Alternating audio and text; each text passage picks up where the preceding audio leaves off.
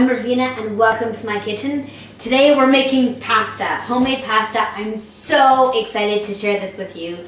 This recipe is not mine, it's Thomas Keller's of the French Laundry. I'm sharing this particular recipe with you because of how smooth and elastic and golden yellow and brilliant the dough is. I have rolled it out, I kid you not, with a wine bottle and it's fantastic and tender and chewy. I've rolled it out with a rolling pin, takes forever, but it works. But I only bought my pasta machine after making this recipe like 5-6 times. And it's brilliant and I can't stress how good it is. Thomas Keller is a genius. Let's get started. It's really, really easy. I have here 1 3/4 cup or 8 ounces of 00 flour. This flour is typically used in making pasta because it's finer, so you end up with a more delicate, tender, out-of-this-world pasta. So now we're going to form a well in the center. Don't be afraid of this method, it's mad easy.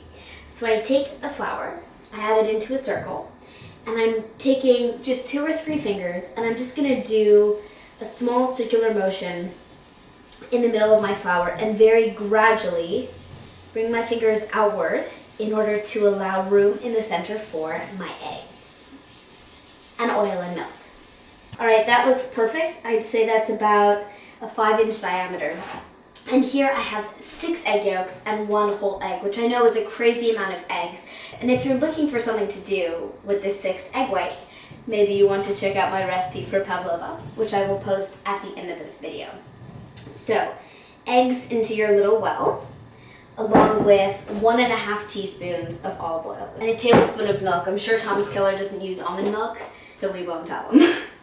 And you can either do this with your finger or with a fork. I'm going to start with a fork just to break up the eggs. And all you do, this is so cool, you whisk them and you literally just keep whisking them, and very slowly you incorporate flour from the inner edges of the wall.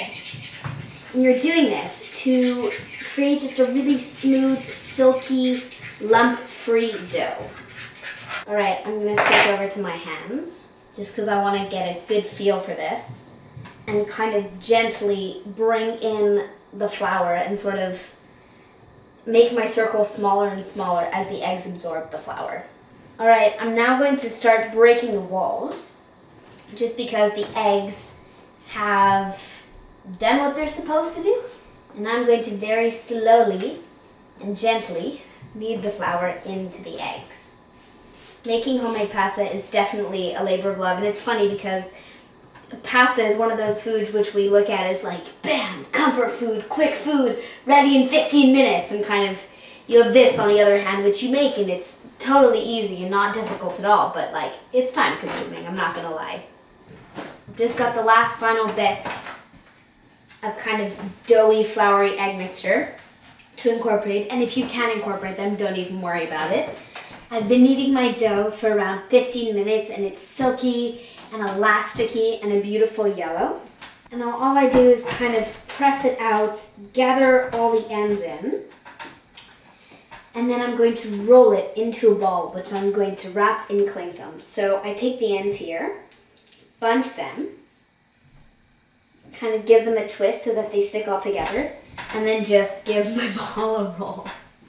And I'm going to stick this in a plastic bag, or you could do cling film, and give this a twist. Now I'm just going to let this sit on the counter for half an hour to an hour, and this will let it relax, and so that when you roll it out, it'll be super, super pliable. Or you could leave it in the fridge overnight or for a few days, whatever you prefer.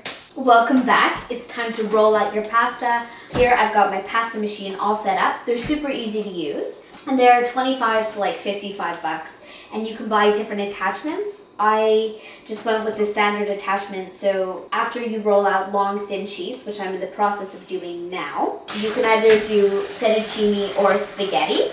Once you start rolling a little piece of your pasta through the thickest setting, you want to fold your pasta at least in 2, roll it through again. This will give you, again, it's all about the texture, right? So the most beautiful silken pasta. So you do that a few times. Gradually make the space between the 2 rollers smaller. And you just do this assembly line style. Now I've got my whole work surface dusted with semolina. which will prevent the pasta from sticking to anything. And over here I've got 2 baking sheets with some semolina on it, though of course you could just use regular flour or 00, even better. Because once I cut my pasta into spaghetti strands, in order to prevent the strands from sticking to each other, I'm going to put them on the sheets. Some people have what's so cool, it's called a pasta tree. And you pull apart the strands and put them on this like perfectly designed implement which allows you to keep the strands separate, but I don't have one. So I use baking sheets. How thin you roll your pasta out is entirely up to you. I like mine very thin. I roll it out to the second thinnest setting. And of course, the thinner you go, the more careful you have to be. And the pasta, it's crazy. It starts off this teeny piece. And as you roll it out, I mean, look, it's massive. It's alive! Actually, I'm going to cut it in half first, or my strands will just be ridiculously long.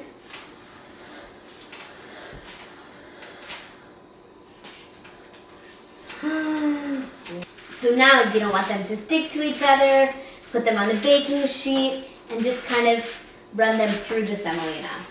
My pasta water is boiling, and my spaghetti is totally ready. It looks amazing. I'm so excited.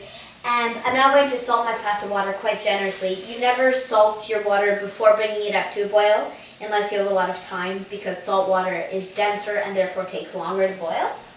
So I'm adding about half a handful of salt.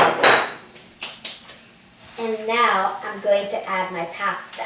And remember, the pasta doesn't have any salt in it. So you're really, really relying on the water. I'm going to do all my pasta at once, and this will cook in like 2 minutes. My pasta's ready and it's so delicious.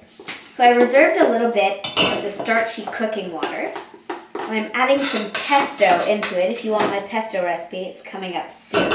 So be sure to stay tuned for that. You can, of course, just eat this with some garlic and butter, or really any pasta sauce. Though if you're looking for a great tomato sauce recipe, perhaps you want to check out my recipe for tomato sauce as well. I'll put the link at the end of the video.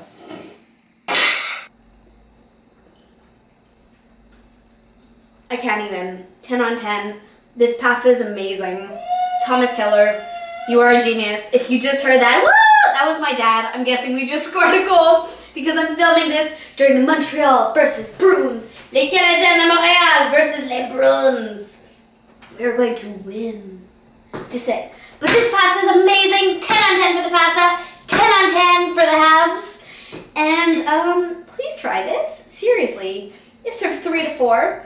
And those other people who you make it for will love you forever and ever and ever.